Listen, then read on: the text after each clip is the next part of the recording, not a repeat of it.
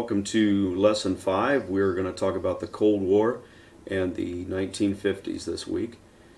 Suffice it to say that without the Great War, there would never have been a World War II, and one can clearly see the causal chain between those two wars. Moreover, without World War II, there would never have been what journalist Walter Lippmann called the Cold War. The two conflicts are inseparably linked. Perhaps Winston Churchill was the first to recognize this when he gave his famous speech at Westminster College in 1946. And in that speech, which I would encourage you to watch on YouTube, Churchill described communism's grip on Europe as stretching, quote, from Stettin in the Baltic to Trieste in the Adriatic. An iron curtain has descended across the continent.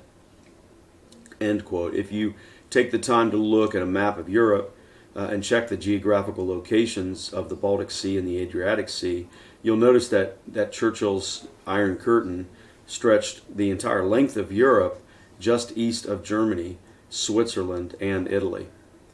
The term itself, Cold War, comes from the tense relationship between the United States and the Soviet Union in the aftermath of the Second World War.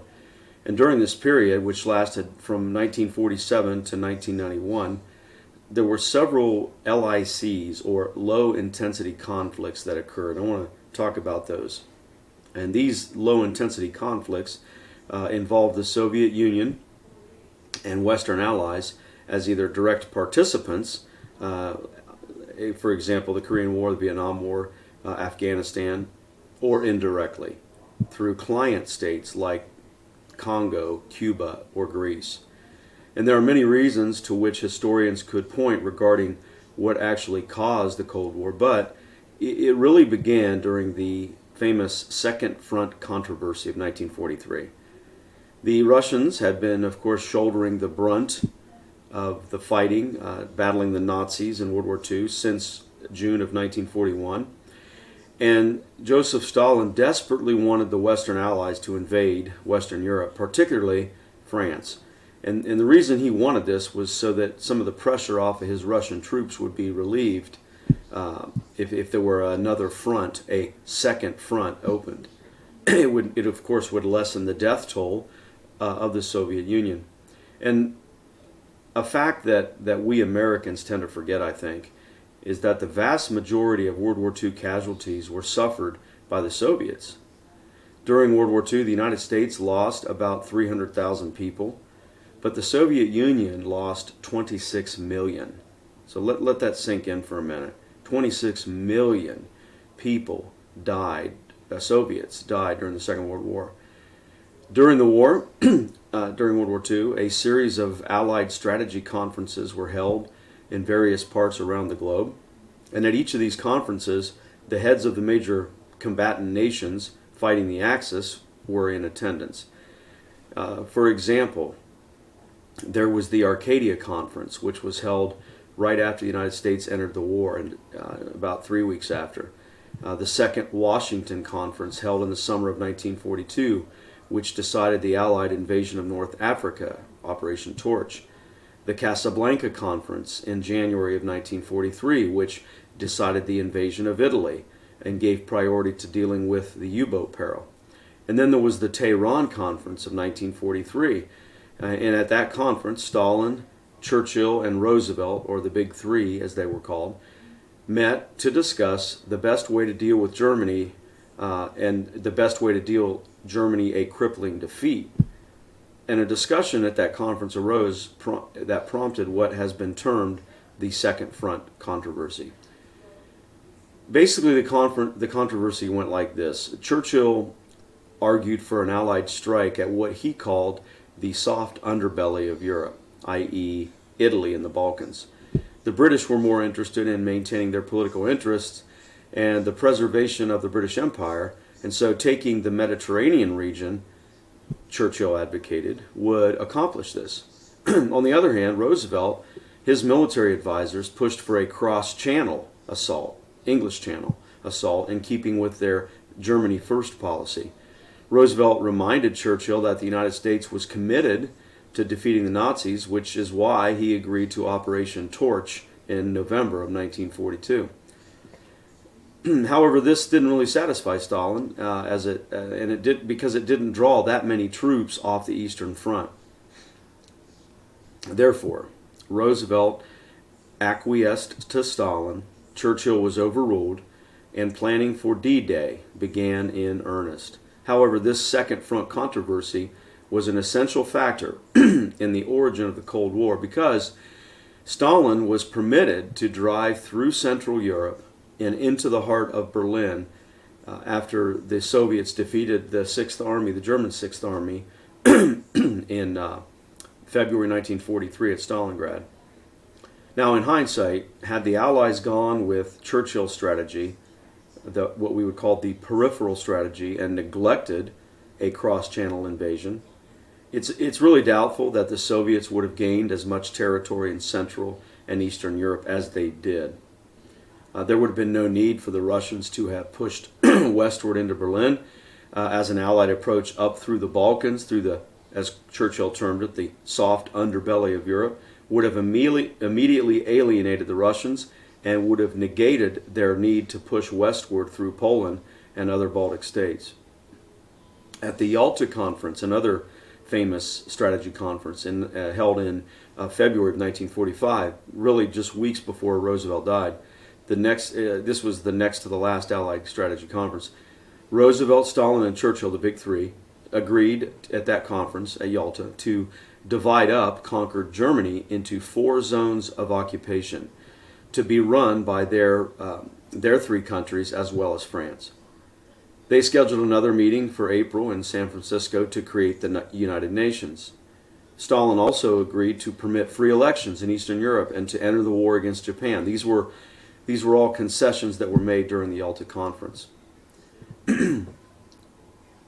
Yalta became controversial because Stalin broke his promise of free elections in Eastern Europe and instead installed communist governments in those countries, the very countries that he conquered as the Russians drove the Germans back towards Berlin from 1943 to 1945. And of course, these nations ended up being termed Eastern Bloc or Warsaw Pact nations. So to this day, American critics have since charged that Roosevelt, who died 2 months after the conference, had basically sold out to the Soviets at Yalta. There are many historians, myself included, who believe that the Red Army sacrifices and the terrible, unmentionable suffering of Russian civilians during Operation Barbarossa, Operation Blue, the Stalingrad battle, allowed Stalin to manipulate the Western Allies through some sort of a blood guilt, if you will, because his losses were much dwarfed. Were dwarfed by, the Soviet losses were monumental compared to the losses that the Allies incurred. Now, after the Yalta Conference in 1945, Stalin had pretty much all of Eastern Europe in his hands. In 1949, the Soviet occupied eastern zone of Germany became the German Democratic Republic, a misnomer if there ever was one. And the Allied zones became the German Federal Republic, or to make it simple, West Germany and East Germany. Barbed wire and minefields were placed to divide the zones, and these items reflected the ideological division that existed between East and West. And in 1961, a more tangible dividing line was installed. The famous Berlin Wall went up, which became a visual barrier of East and West Germany, division between freedom and communism.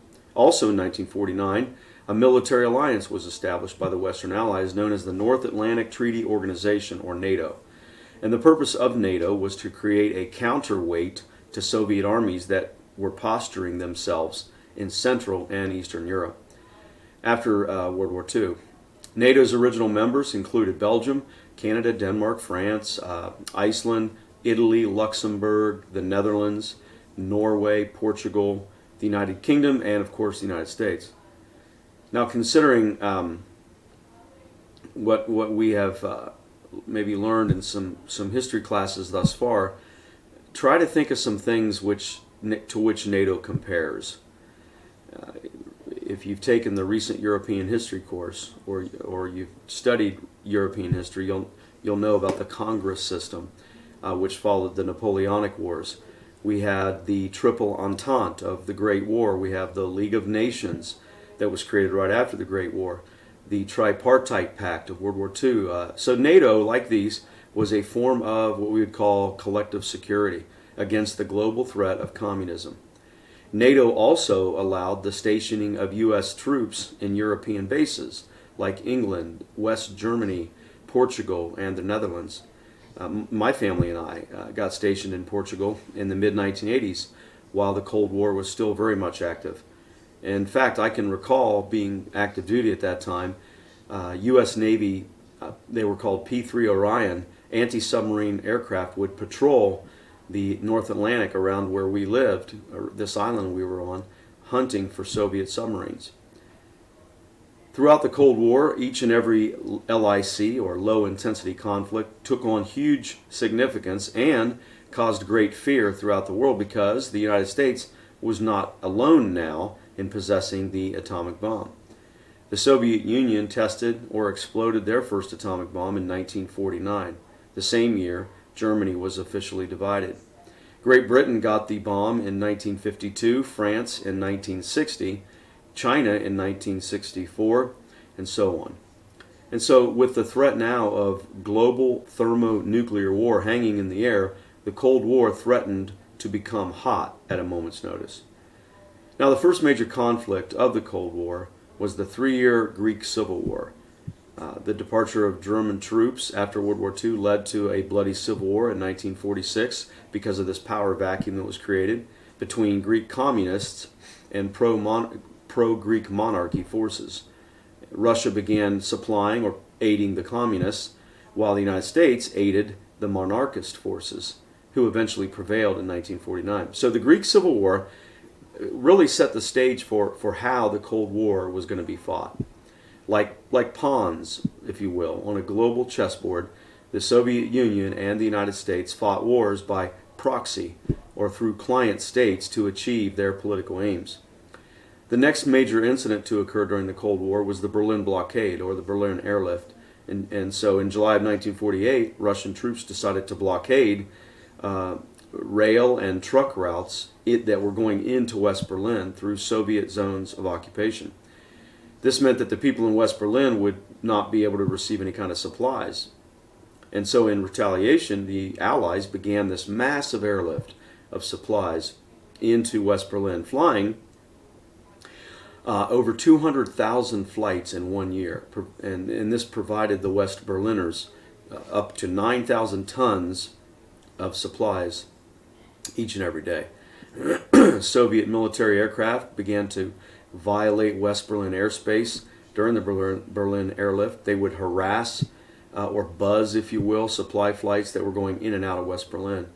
In fact, on April the 5th, 1948, a Soviet Air Force fighter collided with a British European Airways airliner, killing all aboard both aircraft.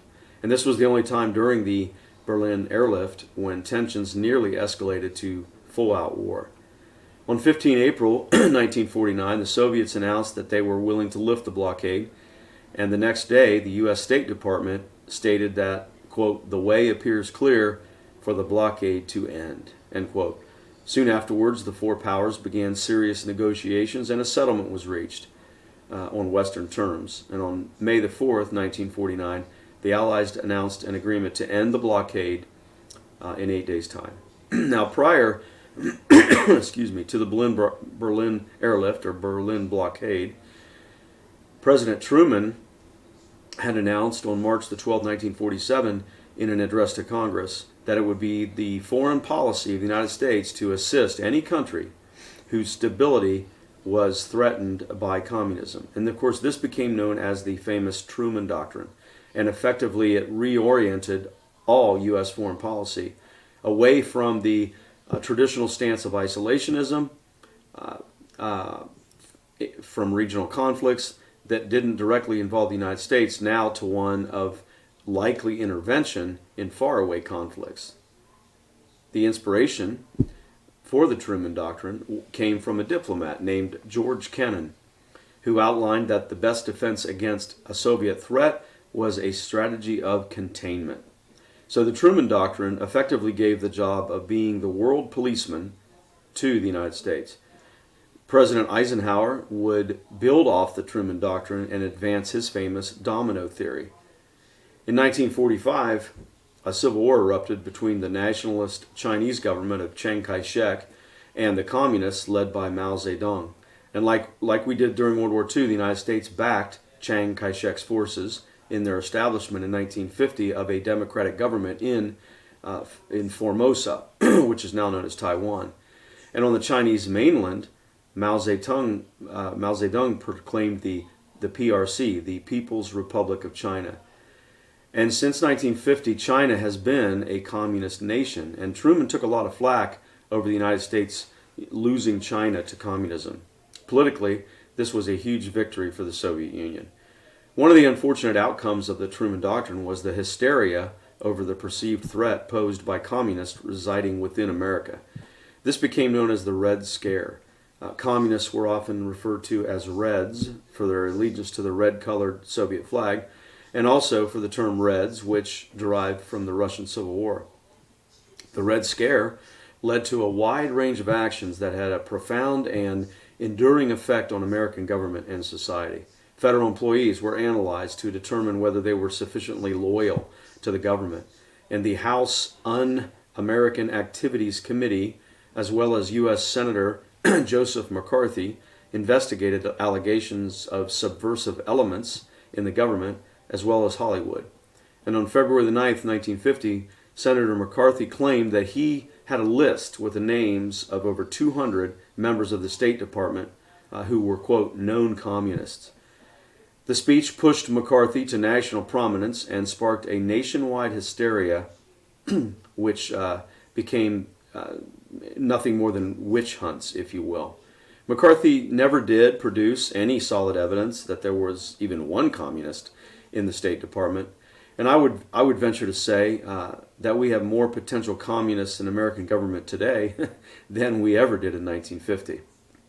In accordance with the Truman Doctrine, American observers began to look closely at Asia with keen interest, waiting to see if communism would spread there as it had in Eastern Europe.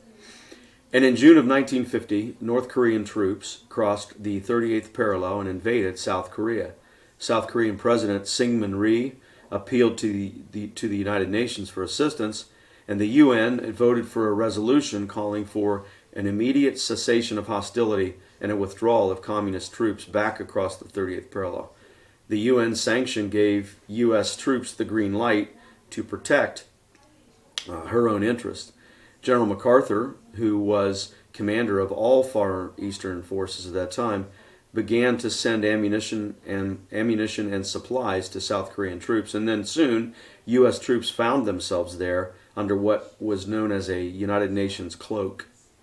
In September of 1950, General MacArthur scored a major military and political victory when he orchestrated the successful amphibious invasion at the port of Incheon in South Korea, which trapped much of the North Korean army in South Korea.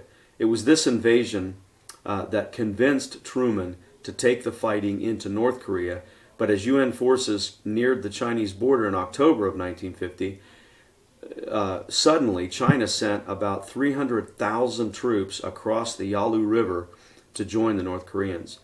And as a result of that, U.S. troops were forced to retreat.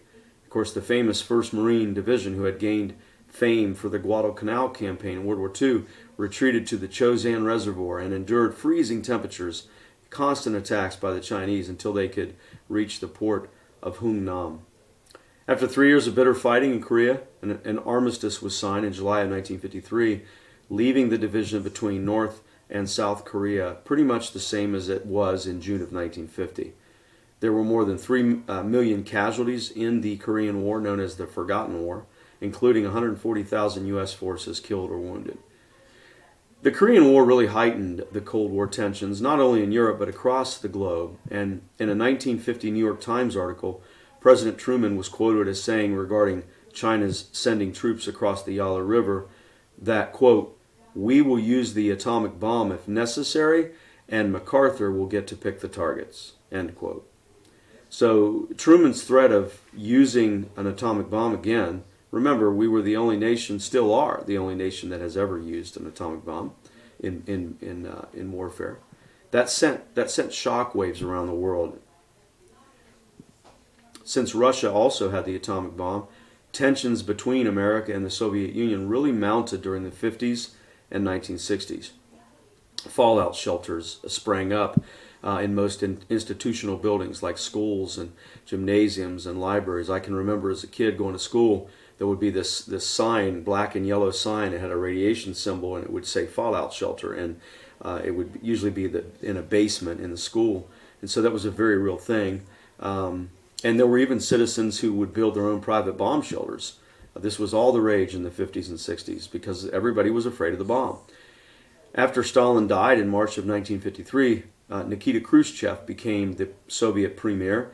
During Operation Barbarossa, Khrushchev was responsible for moving all the industrial plants to the Russian interior to keep them from falling into the hands of the Nazis. So Khrushchev had made a name for himself in World War II, was the obvious successor to Stalin when Stalin died. In 1957, the Russians developed an intercontinental ballistic missile, an ICBM, and launched the world's first satellite into space called Sputnik.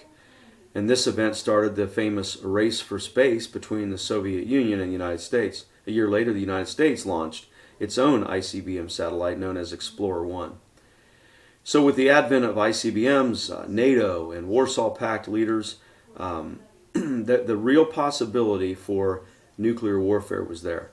Prior to ICBMs, a nuclear weapon would have to be delivered from an airplane like it was during World War II, or maybe even an atomic cannon like the M65. An airplane, though, could be intercepted by other aircraft, could be shot down, and an artillery gun could be destroyed through conventional means. So the use of nuclear weapons was primarily limited to tactical usage. But with an intercontinental ballistic missile, now a nation could launch a nuke from within the confines of their own nation or an allied nation at the enemy. So as a result, a nuclear arms race ensued, with each major power trying to sort of one-up the other in stockpiling nuclear weapons. And this in turn led to an increase in espionage between the United States and the Soviet Union. The CIA in the United States and the KGB of the Soviet Union became rivals, rival spies, locked in a struggle to gain the upper hand for their nation, trying to figure out the secrets from each other. And there were three main features to these espionage operations that took place during the Cold War. Number one, there was the collection of documents and evidence from the opposite sides by spies. There was coin or counterintelligence, and then there were, of course, covert operations. And this is all a result of each side trying to gain the upper hand to discover the secrets of the opposing ideology. In films and television, spies are often portrayed as glamorous individuals that wear a nice suit and drive a nice sports car, like James Bond or whatever. But in reality, this was far from the truth. Spies were often very nondescript people who led ordinary lives, who didn't stand out in a crowd, drew very little attention to themselves. They didn't want to draw attention to themselves because what they were doing was, of course, highly illegal, and if they were caught, they were probably going to be executed. One such spy in America was Alger Hiss. Alger Hiss, a man that Senator McCarthy said, quote, sold out the Christian world to the atheistic world, end quote. Mr. Hiss worked in the State Department and was convicted of perjury when he was accused of being a member of a communist spy ring. Counterintelligence was the efforts of both sides to protect their agents, and this often involved laying false trails in an attempt to confuse the enemy. During covert operations, each side would use their intelligence agencies to put pressure on their enemies and to support their allies. And from the early years of the Cold War, each side trying to gather information and so forth and so on, the key was the arms race. that was what was driving it. Each side wanted to know, hey, how many weapons do they have? How fast are they developing them? How effective are they going to be? And so on. Arguably, the most famous espionage case involved Julius and Ethel Rosenberg. The Rosenbergs were American citizens who spied for the Soviet Union and were tried. They were convicted and they were executed by the electric chair for conspiracy to commit espionage. And they were instrumental in the transmission of information about top secret military technology and prototypes and so forth related to the atomic bomb. And although the specter of the Cold War hung over the heads of Americans for nearly 5 decades, the 1950s proved to be one of the most prosperous times for Americans in our nation's history, because the war years contributed to a great economic boon for the United States. And this is because the United States had become quite wealthy during World War II, selling material to other nations like France, Great Britain, allied nations. Also, the United States was not devastated as a result of the warfare of the Second World War. We were largely untouched, except Pearl Harbor, of course. And historians often use the word boom to describe a lot of things about the 1950s. The booming economy, booming suburbs, baby boomers, and so forth. The baby boom. The advent of the television has been called the defining product of the 1950s. Situation comedies or sitcoms were introduced in the 1950s, which depicted family relationships, and it allowed Americans to relate to and compare their lives with what they saw on the television set. Shows like I Love Lucy or Leave It to Beaver and others showed the stereotypical, if not somewhat idealistic, white American family living in the suburbs and doing quite well. Westerns were also hugely popular in the 1950s, as was anything associated with science fiction. The so-called creature feature, UFO movies were hugely popular at the movie theaters in the 1950s. Sporting events were also televised, making it easier and cheaper for Americans to enjoy a ball game or a boxing match or a wrestling match. Of course, the advertising industry capitalized on the medium of television, introducing commercials to convince American consumers to buy their products.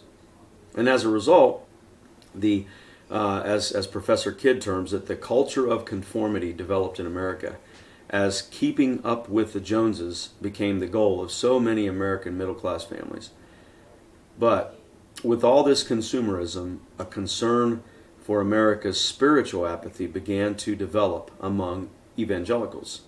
And as it is today, those with much, tend to neglect spiritual matters because they don't feel that they need God.